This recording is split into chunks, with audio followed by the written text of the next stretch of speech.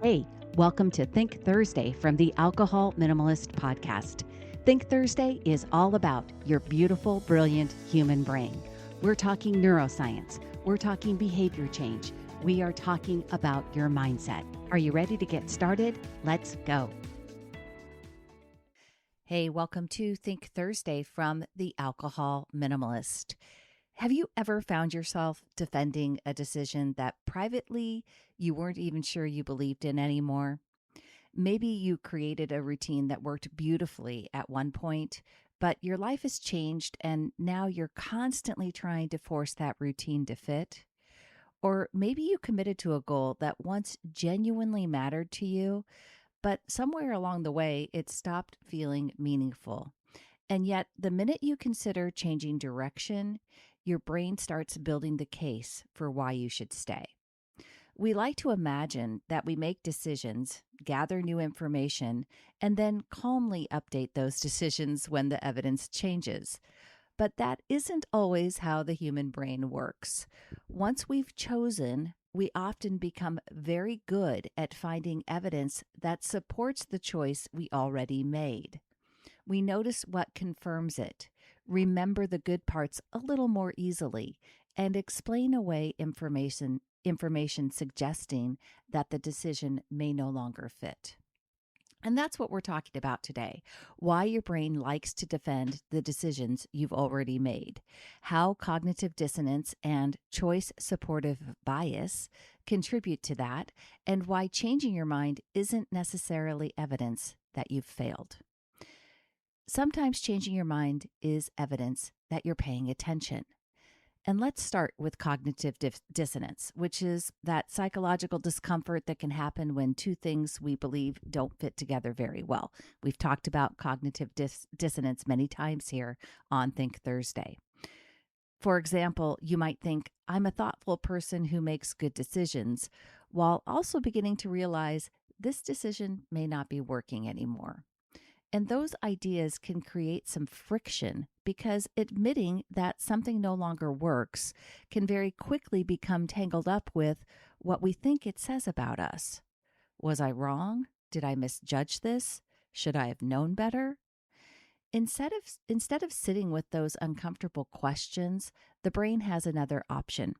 It can defend the original decision. Psychologist Jack Brem demonstrated part of this process in a classic study from the 1950s. Participants first rated several consumer products and were then asked to choose between two items they had rated similarly. After making their choice, they rated the products again. What researchers found was that the chosen item tended to become more desirable, while the rejected item became less desirable. Nothing about the products themselves had changed. What had changed was that the participants had now made a decision, and their evaluations shifted in a direction that supported it.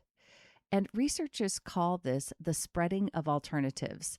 After we choose, the brain can psychologically move the options farther apart so that the decision we made feels more clearly correct. And honestly, this makes a certain amount of sense. Imagine having to reopen every decision you have ever made and reconsider it constantly. Did I buy the right shoes? Should I have ordered something else? Did I choose the right route? Should I reconsider that haircut from 1987? At some point, your brain needs closure so you can get on with your life. The problem comes when that tendency to support our decisions continues even after new information begins telling us that something has changed. Our memories can participate in that process too. Researchers Mara Mather, Eldar Shafir, and Marsha Johnson studied something called choice supportive memory. Participants made decisions between options that included both positive and negative qualities. Later, when they tried to remember those qualities, they were more likely to associate positive features with the option they had chosen and negative features with the options they had rejected, even when some of those memories were inaccurate. And that is fascinating because it suggests that we are not simply saying, I chose this, so I must like it. Our memory of the choice itself can become slightly more favorable toward the decision we made. The chosen option gets a little better in the retelling, while the rejected one gets a little worse. There is something very human about that, right? We want our lives to make sense, and we want to see ourselves as thoughtful people who make reasonable decisions. Supporting the choices we've already made helps create that feeling of consistency. But the same mechanism that creates stability can also make it harder to update. Changing a decision can start to feel like more than saying, "This doesn't work for me anymore." It can feel like saying, "I was wrong." And those are not the same things. This is where science becomes especially relevant to behavior change, because we don't only make decisions about products or jobs, we also make decisions about who we are and what we're capable of. Maybe at some point you decided, "I'm not athletic," or "I'm terrible with technology," or "I need pressure to get anything done." Those statements may have started as observations based on your experiences at the time, but after we repeat them often enough, they become conclusions. And once they become conclusions, the brain starts getting very good at noticing evidence that keeps them intact. You skip a workout and think, "See, I knew I wasn't someone I could stick with this." You procrastinate on a project and think, "There it is. I really do need pressure to get things done." Meanwhile, the evidence that contradicts that story is easier to dismiss. The week you've exercised 3 times becomes an exception. The project you finished early somehow doesn't count. The moment you responded completely differently than you would have a year ago also gets brushed aside. We can do the same thing with much bigger choices.